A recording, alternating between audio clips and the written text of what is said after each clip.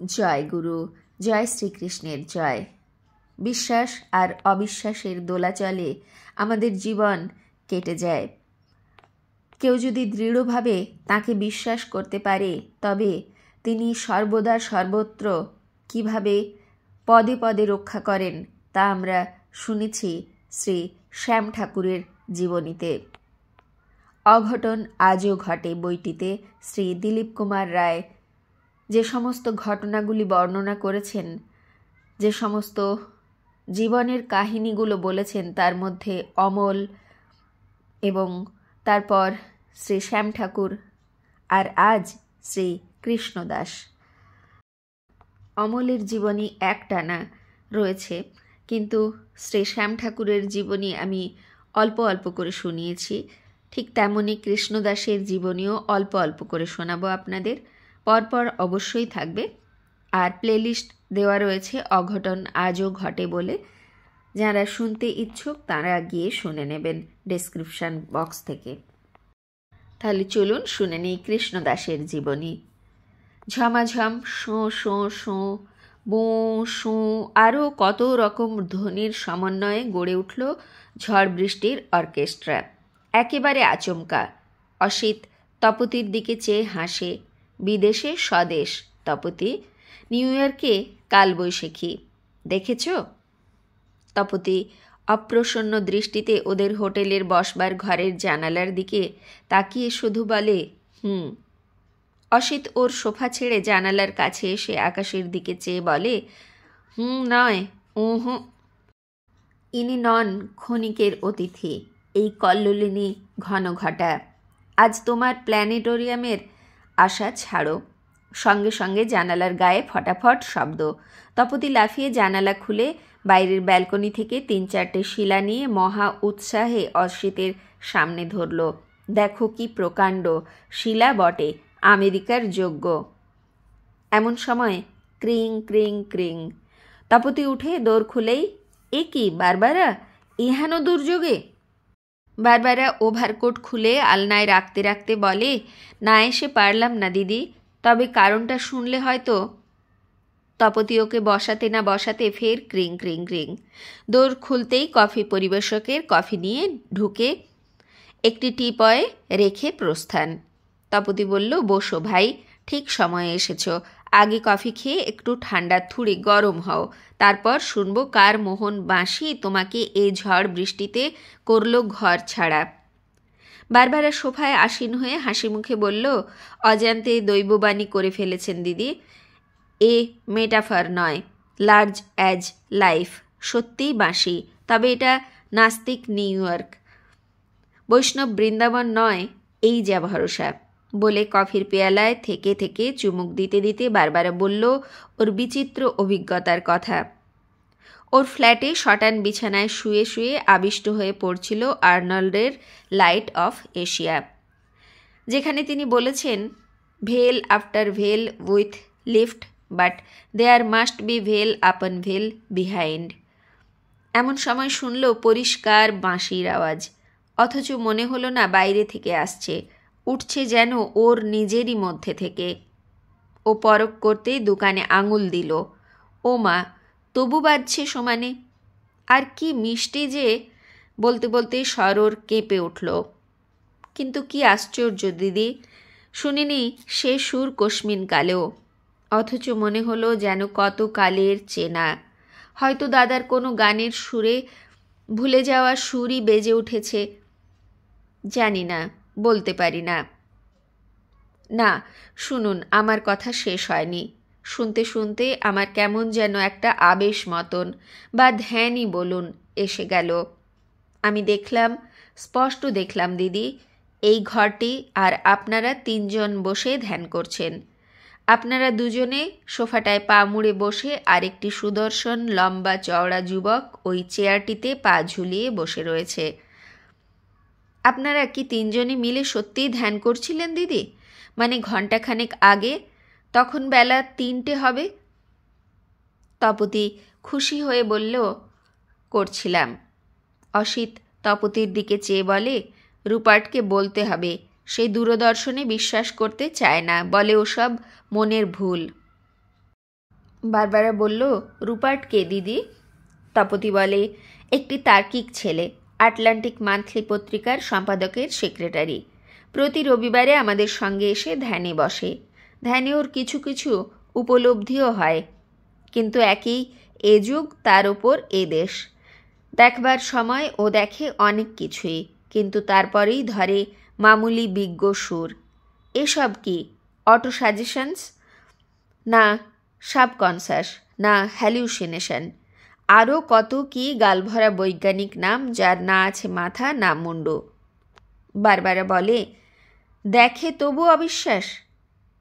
তপতি হেসে বলে, শুধু অবিশ্বাস, তার উপরে তর্কের ওপরে তর্ক, প্রশ্নের ওপর প্রশ্ন। এও কি কখনো হয়? তাও কি কখনো সম্ভব? শেষটায় বাধ্য হয়ে তাকে বলতে হয় ফিবার সেই এক কথা, কি হয় আর কি না হয় এ সম্বন্ধে আমাদের সব ধারণাই মন গড়া, অপলকা। ধরো আজই ও তর্ক তুলতে চাইছিল, দূরের জিনিস মানুষ দেখতে পারে এ কথা বিশ্বাস করবার আগে জানা দরকার সাক্ষীদের সাক্ষ্য মজবুত কিনা ইত্যাদি। দাদা ওকে বললেন আমার কয়েকটি দর্শন, কিন্তু এমনই ওর স্বভাব যে আমাদের কথায় অবিশ্বাস করতে না পারার দরুনই যেন আরও মনমরা হয়ে পড়ল। তখন কি করি? সান্ত্বনার সুরে বললাম, ভাই, বিশ্বাস করতে যদি নাই চাও, নাই বা নিলে আমাদের কথা, কেবল তুমি আমাদের ছোট ভাইয়ের মতন বলেই বলছি। পারো তো একলা একলা নিজের মনকে একটু ধমকিও, বলো যা অন্তঃসাৎ করতে পারছো না তাকে বাইরে রাখলে তত ক্ষতি নেই, কেবল একটু নম্র হবার চেষ্টা করলেই বা, বলতে শিখলেই বা যে যা কিছু আজ আমার কাছে অগ্রাহ্য, কে জানে হয়তো কাল গ্রাহ্য হতেও পারে। তাই যে পথে চলতে চাও চলো, কেবল এইটুকু স্বীকার করে যে সম্ভব অসম্ভবের যে ধারণা এখন তোমার কাছে অকাট্য মনে হচ্ছে তা ভুল হতেও পারে। ও তখন করুণভাবে ঘাড় নেড়ে বলল, ঠিক বলেছেন দিদি, আসুন তর্কাতর্কি রেখে একটু ধ্যানই করা যাক মনকে বাগ মানাতে। বারবারা উৎসুক কণ্ঠে বলল, তারপর?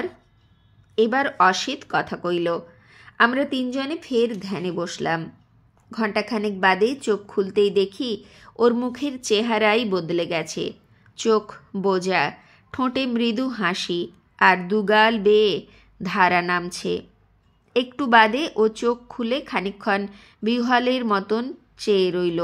তারপর ষাঁড় আসতেই সলজ্জে চোখ মুছে ঈষৎ কেঁপে উঠে বলল, কি সুন্দর বাঁশি যে শুনছিলাম দাদা, মাপ করবেন, অনর্থক তর্ক তুলে আপনাদের কত সময় নষ্ট করি। ভুলে গিয়ে যে যারা সত্যি কিছু পেয়েছে তারা সে কথা বলতে ভালোবাসলেও তা নিয়ে তর্কাতর্কি করতে ভালোবাসে না। এখন থেকে আপনাদের সঙ্গে শুধু ধ্যানই করব, তর্ক না। খুশি হয়ে ওকে বললাম, সাবাস জোয়ান, এই তো সুবুদ্ধির কাজ। কারণ সত্যের পথে বুদ্ধির সারথ্য কিছু দূর পর্যন্ত কাজে এলেও তারপর সারথি বদল করতেই হয়, আর সে সারথি হলো ধ্যান, অন্তর্মুখিতা, অভিপ্সা, তর্ক নয়। তাই জ্ঞানের পরম লক্ষ্যে যদি পৌঁছতে চাও এদের বরণ করাই হলো পন্থা। বারবারা মুখ নিচু করে শুনছিল, এবার মুখ তুলে বলল, আপনি ঠিকই ধরেছেন দাদা, কেবল হয়েছে কি জানেন, জ্ঞানের পরম লক্ষ্যে পৌঁছতে আমরাও চাই আপনাদেরই মতন। কেবল আমরা ছেলেবেলা থেকে ধ্যানের দীক্ষা তো পাইনি, তাই বুদ্ধিকে আঁকড়ে ধরি, বলি জানতে চাই, এ কথা ঠিকই, কেবল নিজের শর্তে হলে তবেই, নইলে নয়। অসিত খুশি হয়ে বলে, যা বলেছ। মনে পড়ল ঠিক এই কথাই আমাকে একদিন শ্যাম ঠাকুর বলেছিলেন তাঁর নিজস্ব ঢঙে। দাদা, সাহেবরাও চান ভগবানের দেখা পেতে, কেবল চান ঝাঁঝালো ঢঙে। সাহেবী সুরে বলেন, তুমি যদি থাকো ঠাকুর, তবে আমার কাছে এমনভাবে ধরা দাও যাতে আমার বুদ্ধি অপ্রস্তুত না হয়, মানে যার আমি ব্যাখ্যা করতে পারি ন্যায়ের টিকায়, বৈজ্ঞানিক পরিভাষায়। কিন্তু এভাবে যে ঠাকুরকে মাপতে চায় দাদা, তার মিজারিং টেপ তাঁর নাগাল পায় না। যেমন মা যশোদা দড়ি পাননি যখন তিনি বালগোপালকে বাঁধতে ছুটেছিলেন, বলে সে কি হাসি। ওরা আজ যতই সপ্রতিভ হোক না কেন দাদা, দেখো একদিন অপ্রতিভ হবেই হবে। বারবারা বলল, কাল আপনার মুখে শ্যাম ঠাকুরের গল্প শুনে অনেক রাত অবধি কত কি যে ভেবেছি উথাল পাথাল। বলুন না দাদা, ওর কথাই আজ বলুন। আপনি তো বলেছিলেন আরও অনেক আছে বলবার। অসিত তপতির মুখের দিকে চাইতেই সে বলল, এখন বলতে পারো। অসিত বলল, কাল চোখ টিপে মানা করেছিলে, মনে আছে? তপতি বলল, কিন্তু ও কাল তো আর বাঁশি শোনেনি, শুনেছে আজ। এ সর্বনাশা বাঁশি যে একবার শোনে তার মনের মধ্যে যে অনেক কিছুই অজান্তে ওলট পালট হয়ে যায়, এ তো জানো নিজেই, ভুক্তভোগী হয়ে। বলে বারবারাকে, আজ তাই তুমি দেখতে পেলে দূর থেকে যে আমরা তিনজনই ধ্যান করছি। আহা, রুপার্ট আর একটু বসলে ফার্স্ট হ্যান্ড তোমার মুখ থেকেই শুনতো এ কথা, তাহলে হয়তো ওর মনের কুয়াশা আরেকটু কাটত। তা সে হবে ক্ষণ আরেকদিন। সামনের রবিবারে ওকে আর তোমাকে চায়ে ডাকবো, কেমন? বারবারা বলল, বেশ। কেবল তা বলে আজকের গল্পটা যেন মারা না যায়। বলে অসিতকে, বলুন না দাদা, এমন কি কথা যা বলতে দিদি কাল চোখ টিপে মানা করেছিলেন?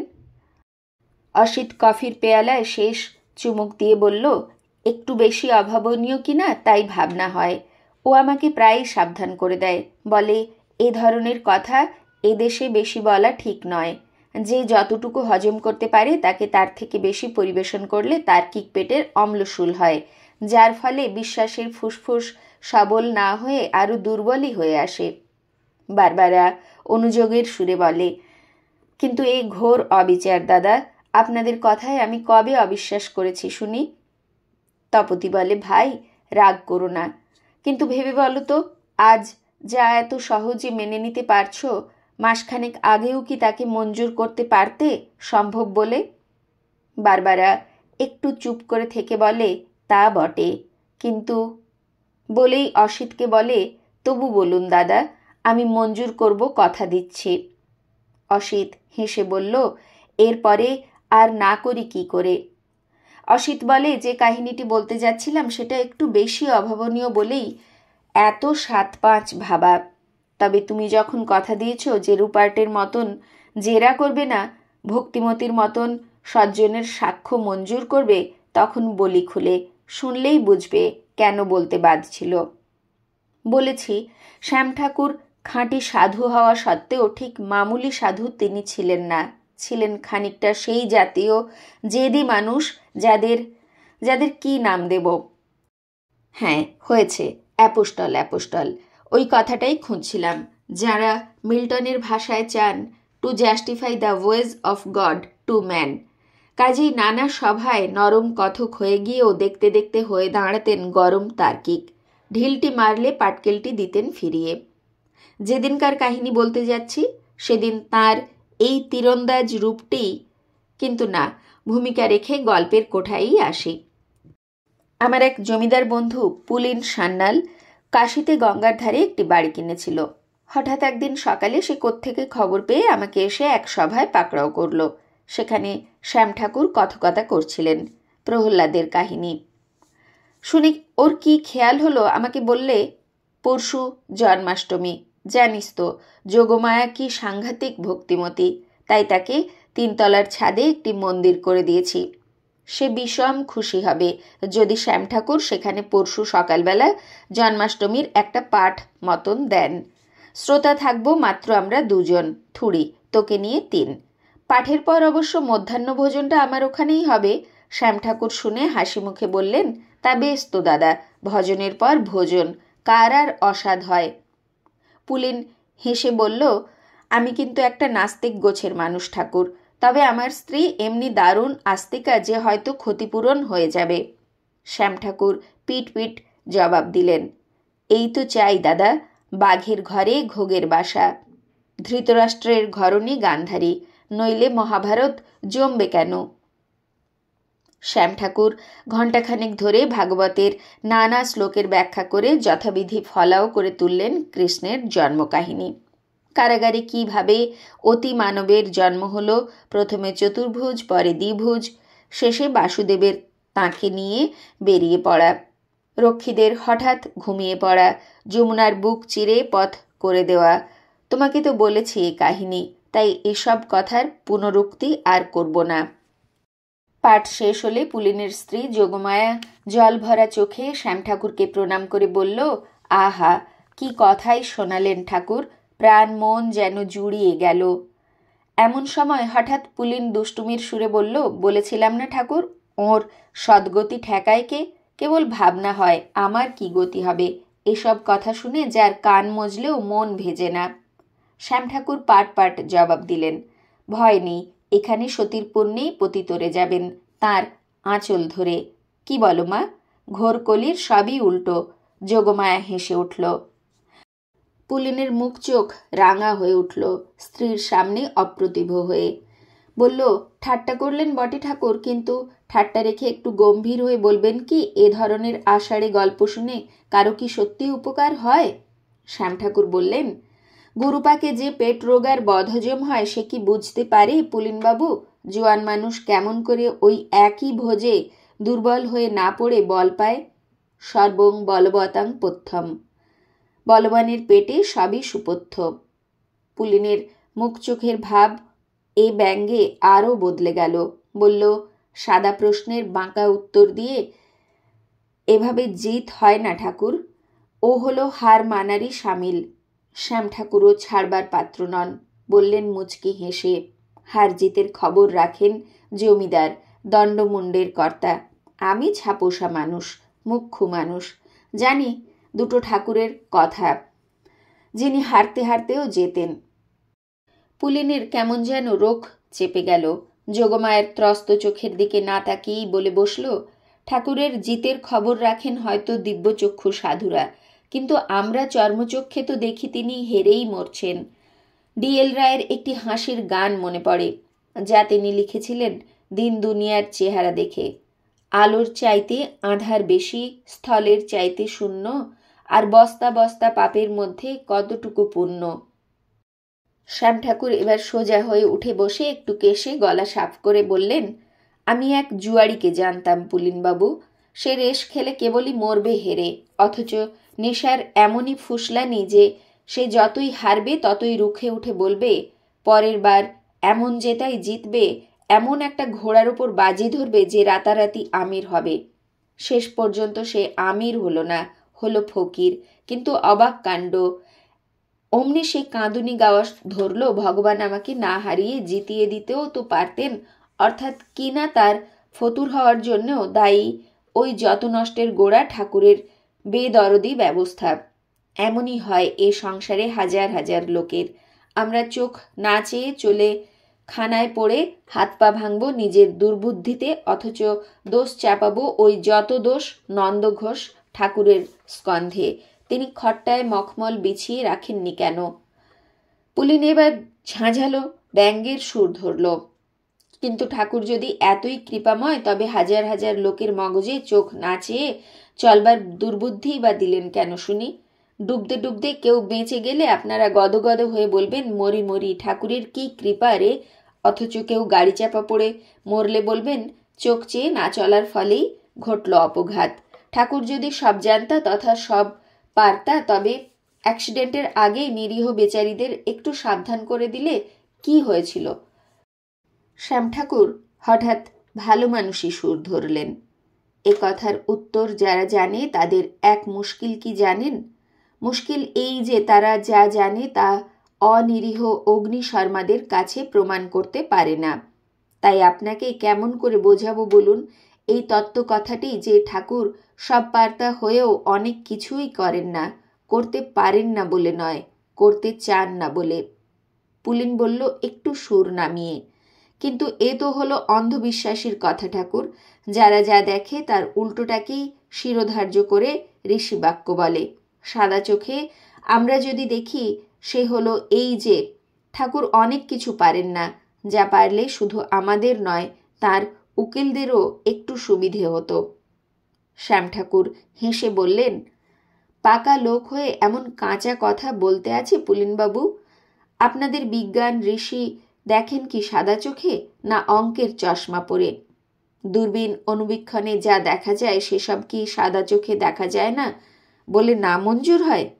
তেমনি সাধুরা যদি দেখেন ঠাকুর অনেক কিছুই পারেন যার বুদ্ধি কোনো হদিশই পায় না, পুলিন বিদ্রূপী বিনয়ে বলল, একটা দৃষ্টান্ত যদি দিতেন দয়াময়। শ্যাম ঠাকুর ভুরু উঁচিয়ে বললেন, তথাস্তু বাংময়, তবে তার আগে ভূমিকা হিসেবে একটা সেকেলে গল্প পেশ করব। এক যে ছিল ছিটগ্রস্ত রাজা, খামখেয়ালি, অর্থাৎ খুশি হলে মতির মালা, খেপে উঠলে বেরোশালা, এই আর কি। একদা তার কি খেয়াল হলো, বায়না ধরলেন, জ্ঞানীরা যে সত্যিই জ্ঞানী তার প্রমাণ চাই হাতে হাতে। ডাক দাও রাজ্যের পণ্ডিতদের, আমি চাই দুটি মাত্র প্রশ্নের উত্তর, ঠাকুর কি পারেন আর কি পারেন না। এহেন উদ্ভট প্রশ্নের দ্বিশুল যে পণ্ডিত দেখে সেই করে আমতা আমতা। অমনি সঙ্গে সঙ্গে রাজা তার মাথা মুড়িয়ে ঘোল ঢেলে দেন অর্ধচন্দ্র। লোকে শশব ব্যস্ত, পণ্ডিতরা সব দেশ ছেড়ে পালাতে লাগলেন মান বজায় রাখতে। এমনই সময়ে বদ্রীনারায়ণ থেকে এক অবধূত এসে হাজির হলেন। সব শুনে বললেন, আমাকে নিয়ে চলো রাজার কাছে, আমি উত্তর দেব। রাজা অবধূতকে দেখে যথাবিধি প্রশ্নযুগল পেশ করলেন। সাধুজি প্রথম প্রশ্নের উত্তর দিলেন, ভগবান পারেন অসম্ভবকে সম্ভব করতে, বলে একটি কাহিনী বললেন, তার স্বচক্ষে দেখা অঘটন। কাহিনীটি আমি ভুলে গেছি পুলিনবাবু, তবে তার জায়গায় আমি এ সূত্রের ভাষ্য করব আমার নিজের চাক্ষুষ করা একটি ইতিহাস দিয়ে। শুনুন। অসিত বলল, শ্যাম ঠাকুর পাশের ঘটি থেকে একটু গঙ্গাজল খেয়ে শান্ত কণ্ঠে বলা শুরু করলেন। আমার এক মামাতো বোনের বিয়ে হয় এক জমিদারের ঘরে, তার নাম বিপ্রদাস। কয়েক বৎসর আগেও তিনি ছিলেন পূর্ববঙ্গে, যাকে বলে নামকরা জমিদার। আজ তার অবস্থা শোচনীয়। বীরভূমে একটি আটচালায় আছেন স্ত্রী পুত্র নিয়ে। কিছু কোম্পানির কাগজ ছিল, তার সুদ থেকে কোনো মতে কুলিয়ে যায় টায় টায়। কিন্তু তার মনের দুঃখ প্রায় কেটে গেছে রাধাবল্লভের কৃপায়। এমনকি পাকিস্তানের মুসলমানরা তাকে পথে বসানো সত্ত্বেও তিনি মুসলমানদের প্রতি বিরূপ হননি। বলেন, ওদের আমরাও কি ঘৃণা করেছি কম? যদি একটুও ওদের ভালোবাসতাম। কিন্তু সে যাক, গল্পটা বলি। কি ছিল সেই গল্পটি আমরা শুনব পরবর্তী অংশে। আজ এই পর্যন্তই। জয় গুরু, জয় শ্রীকৃষ্ণের জয়। গুরু কৃপা হি কেবলম। জয় গুরু।